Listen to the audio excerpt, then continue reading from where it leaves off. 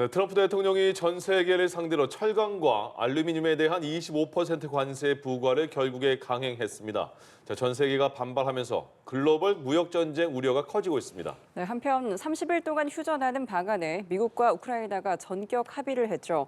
푸틴 대통령의 호응이 없자 트럼프 대통령이 압박 발언을 내놨는데요. 관련 내용 김재천 서강대 국제대학원 교수와 살펴보도록 하겠습니다. 네, 어서 오십시오. 안녕하십니까? 네, 안녕하세요. 예, 트럼프 대통령 취임한 지 한 50일이 넘은 것 같은데 네.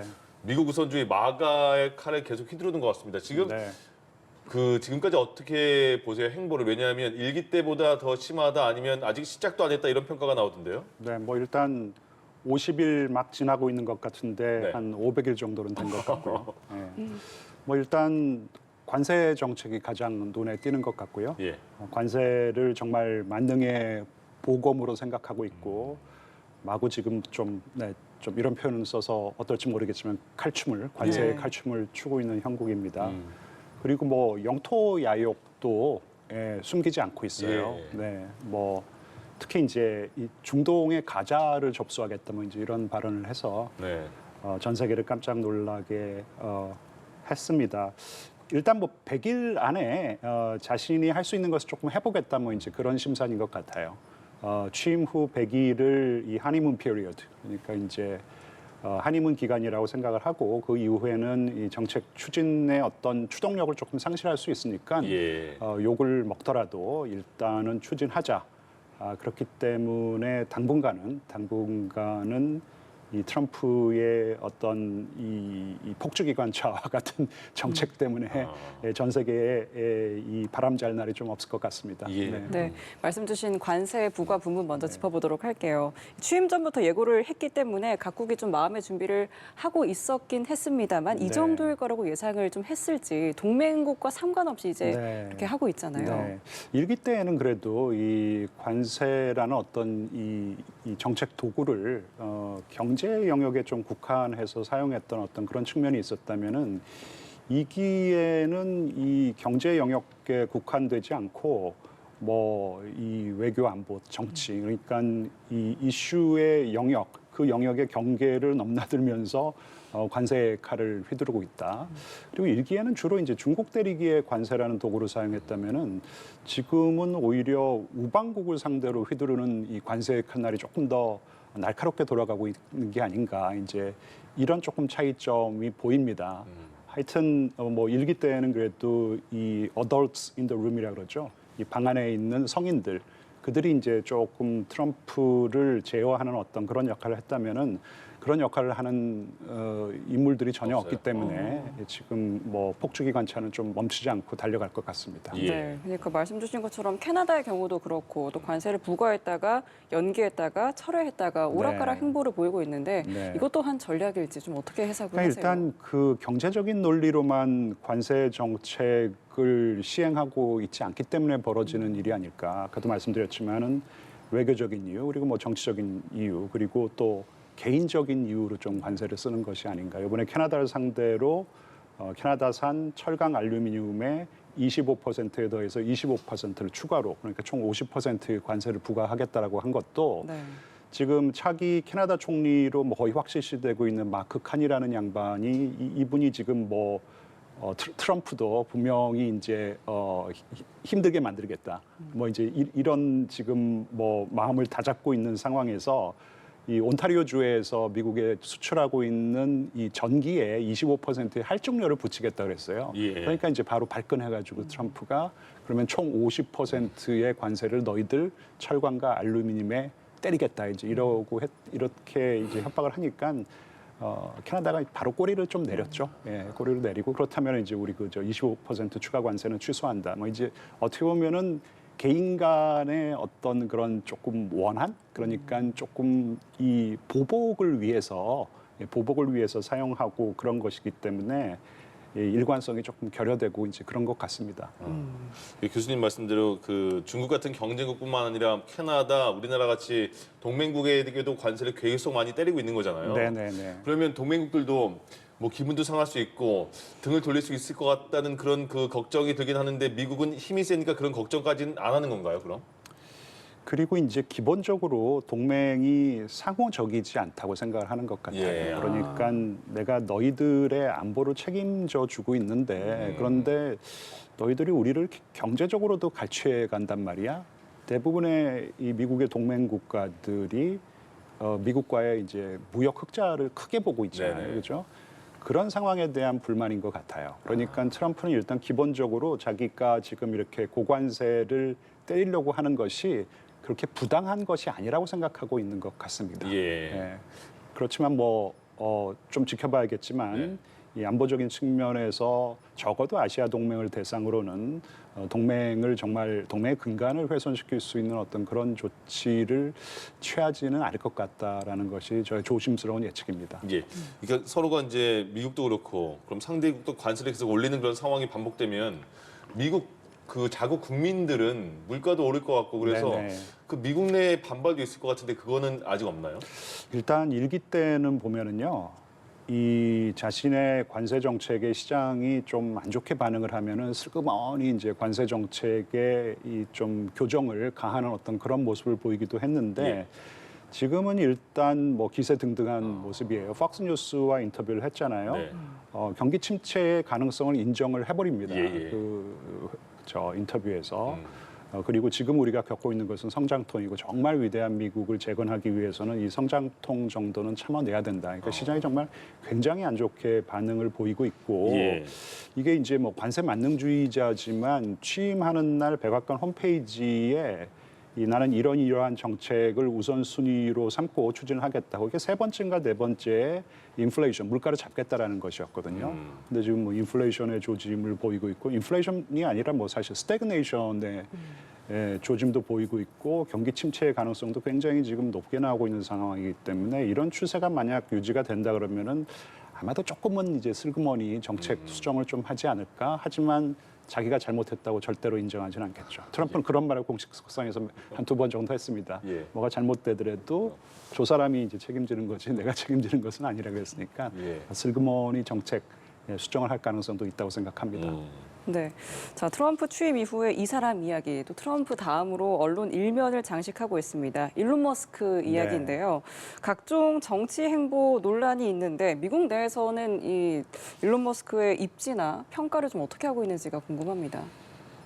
일단은 좀 비판이 많이 들어오고 있는 상황이고 오히려 트럼프보다 머스크에 대한 이제 비판이 더 거세지고 있는 상황인 것 같은데 그래도 트럼프가 신임을 하고 있기 때문에 당분간은 입지가 괜찮지 않을까. 물론 최근에 이 트럼프가 이 머스크에게 견제구를 한번 날렸습니다. 이 강요 회의에서 머스크와 지금 국무장관이죠. 루비오가 한판 좀 붙었어요. 그러니까 머스크가 먼저 공격을 했는데 루비오 장관도 당신 지금 저 국무부 인적쇄신 하라 그랬는데 아무도 안 자르고 있어. 그랬더니 나 이만큼 잘랐어. 그러니까 야 그거는 뭐 TV용이지 그게 뭐 진짜로 자르는 거야. 이제 이렇게 막 서로 말다툼을 하니까 트럼프가 이제 끼어들었습니다. 그래서 이제 사태를 갖다 좀 봉합을 했는데 그러고 나서 한 말이 루비오 장관 잘하고 있다. 많이 바쁘다. 그러고 자신의 이 소셜 미디어, 소셜 트루스에 이거 이 각 부서의 장관들이 누구를 자르고 누구를 이제 뭐 계속해서 킵할지는 그거는 각 부서의 장관이 잘 알고 있기 때문에 그들이 결정하도록 하자. 그리고 우리가 인적 쇄신을 하되 도끼로 찍어내듯이 인적 쇄신하지 말고 정말 날카로운 메스와 같은 어떤 그런 접근법이 필요하다. 그러니까 사실 어떻게 보면은 루비오의 손을 들어준 것이죠. 머스크에게 이제 한 방을 날린 것인데 그러고 나서 이제 바로 조금 미안했는지 그 다음 날 그 테슬라의 신차를 같이 시승도 하고 공개적인 자리에서 나 이거 사겠다고 하고 이제 샀습니다. 그러면서 여전히 이제 신임을 보여줬기 때문에 사실 정치적인 뭐 동지와 같은 입장이에요 지금요. 물론 이제 마가의 핵심 인물의 견제도 들어오고 뭐 민주당의 견제가 엄청 들어오고 있는데 당분간은 머스크의 입지는 그래도 괜찮지 않을까 그렇게 생각합니다. 테슬라는 조금 걱정이고요. 그러니까. 네.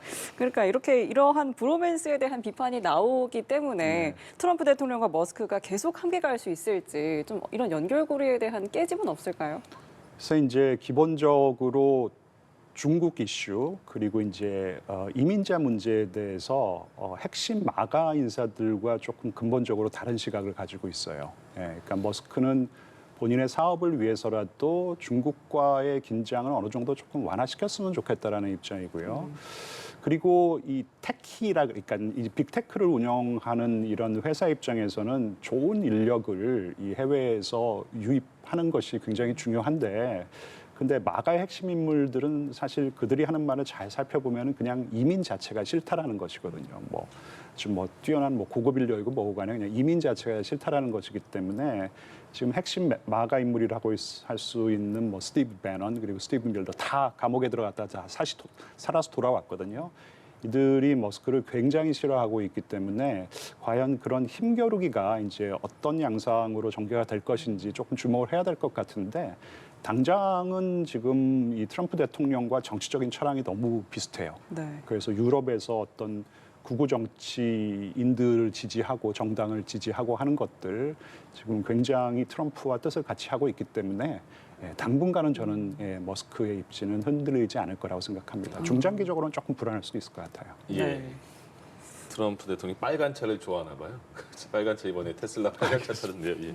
어쨌든 그 트럼프 대통령이 취임하고 나서 미국으로 오는 정상들은 몇몇 만났는데 네. 그럼 트럼프 대통령이 과연 해외 순방을 간다면 첫 번째 나라로 어디를 갈 것인가 이것도 상징적일 것 같은데 네네. 어디를 예측할 수 있을까요 지금?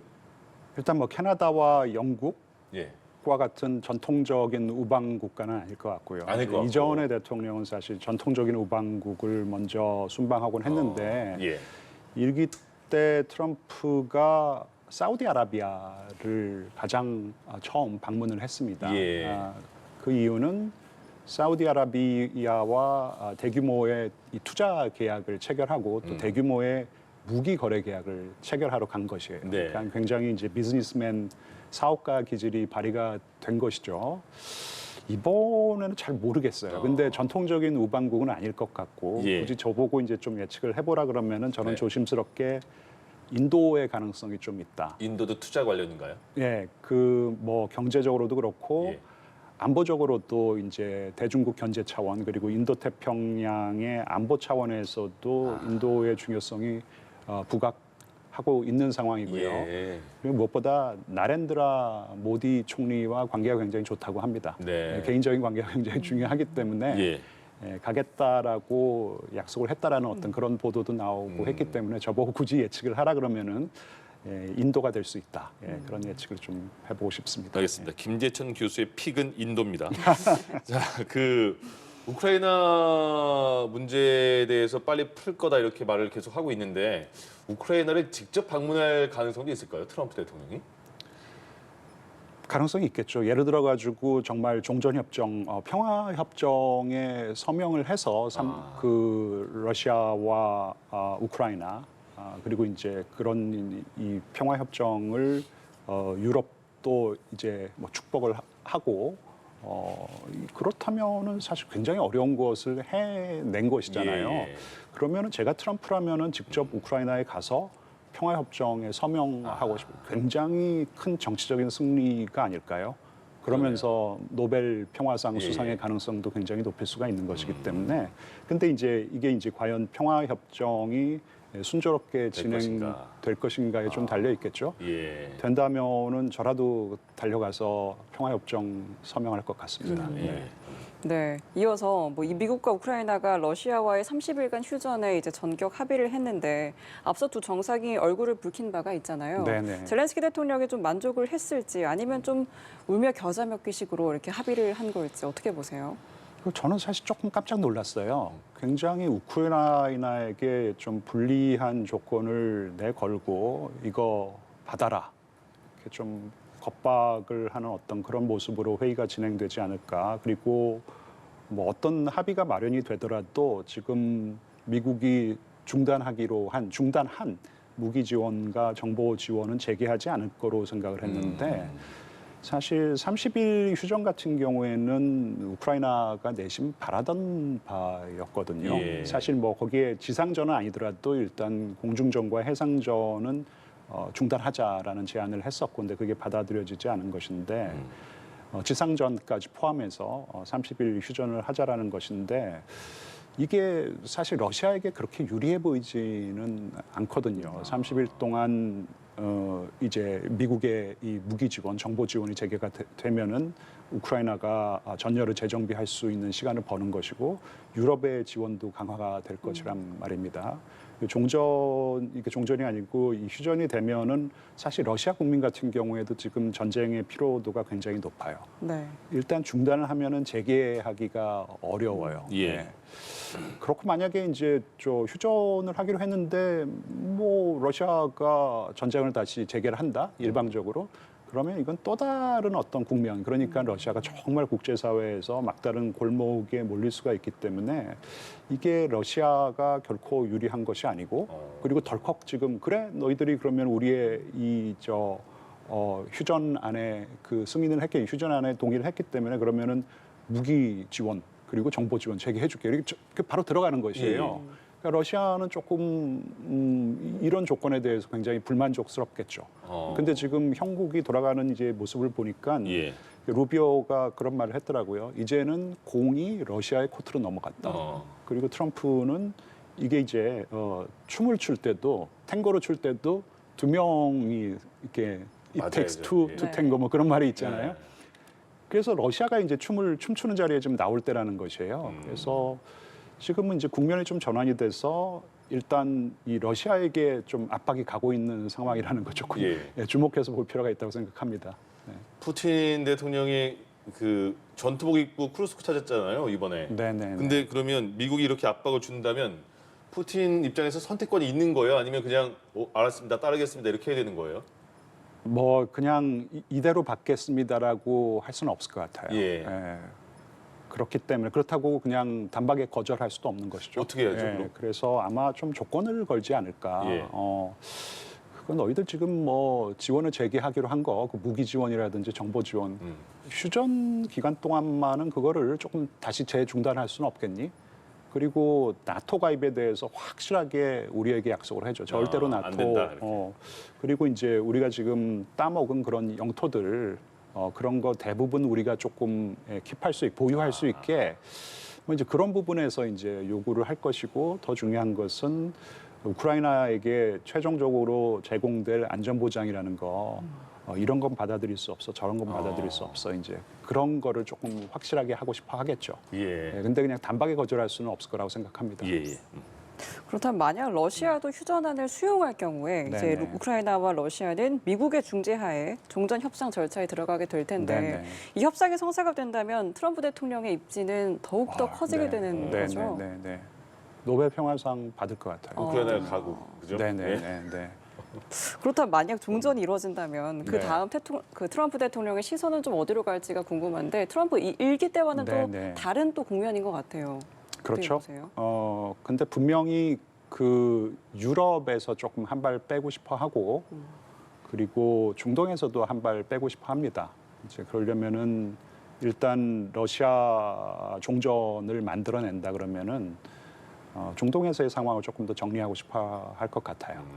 그래서 지금 이란을 엄청나게 또 압박하고 있죠. 자신이 폐기했던 그 핵 협정 JCPOA라 그러는데 그거보다 훨씬 더 강력한 어떤 그런 핵 협정을 체결하고 싶은 것이죠. 예. 그래서 이란의 핵 야욕을 좀 꺾고 그리고 가자에서도 조금 더 지속 가능한 어떤 그런 평화를 정착시키고 싶어 하는 것 같고 그래서 유럽과 중동의 상황이 어느 정도 정리가 되면은 이제 본격적으로 아시아 회귀를 할 수가 있겠죠. 예. 미국의 주적은 중국이기 때문에 이제는 정말 중국 견제에 집중을 하겠다. 뭐 이제 이런 순서로 예. 진행되지 않을까 싶습니다. 우리는요, 우리 한반도. 한반도도 이제 중국 견제 차원에서 예. 그러니까 이제 이런 보도가 심심치 않게 나오고 있어요. 그러니까 이 일기 때와는 다르게 무조건적인 중국 때리기가 아니라 중국과의 이제 어떤 그랜 바긴, 빅딜 를 좀 추구하고 싶어 한다, 추진하고 싶어 한다. 예. 그러니까 이 경제 문제, 통상 문제뿐만 아니라 거기에 이제 뭐 안보 문제도 한두 개 조금 올려놓고 특히 이제 중국과 핵 군축을 하고 싶다라는 거 아니겠습니까? 지금 중국이 뭐 엄청난 속도로 핵무기를 많이 만들어내고 있고 예. 더 좋은 투발 수단, 뭐 그러니까 뭐 탄도미사일 이런 거 뭐 빠른 속도로 지금 만들어내고 있는데 그런 거를 서로 이제 조금 제한하는 어떤 그런 협상을 하고 싶고 거기에 이제 러시아도 들어오면 더 좋을 것이고 이제 만약에 그런 뭐 정말 대타협을 지금 트럼프 행정부가 추진을 한다면은 그 뒤에서 좀 일론 머스크가 이렇게 조금 자극하고 있대요. 예. 트럼프의 거래 본능을 자극해서 중국과 한번 좀 대타협을 한번 해보면 어떻겠느냐. 그래서 뭐 솔깃했다라는 것 같은데 그럴 경우에는 이게 이제 강대국들이 두는 이 어떤 장기판, 거대한 어떤 그런 체스판에서는 뭐 한반도 문제라든지 북한 핵 문제라든지 그리고 어쩌면 대만 문제까지 이 장기판에 졸 정도로 뭐 다뤄지고 주고받기가 가능한 것이니까 예. 우리에게는 굉장히 안 좋은 그런 시나리오인데 그런 가능성도 전혀 배제할 수는 없을 것 같아요. 근데 이런 시나리오도 지금 미국 내에 팽배한 어떤 반중 정서, 그러니까 그런 것을 감안을 한다면은 시나리오 그러니까 가능성은 조금 낮은데 요즘은 뭐 강대국의 이 어떤 자기들의 어떤 세력권을 보존하려는 어떤 강대국들만의 어떤 그런 국제 정치의 시대가 다시 재도래했다라는 분석이 있기 때문에 그런 부분에 대해서 조금 저희가 주의 깊게 조금 살펴봐야 될 것 같습니다. 예. 네, 그렇습니다. 더 강해진 트럼프 이기 관련 현안에 대해서 김재천 서강대 국제대학원 교수와 이야기 나눠봤습니다. 오늘 말씀 고맙습니다. 고맙습니다. 감사합니다.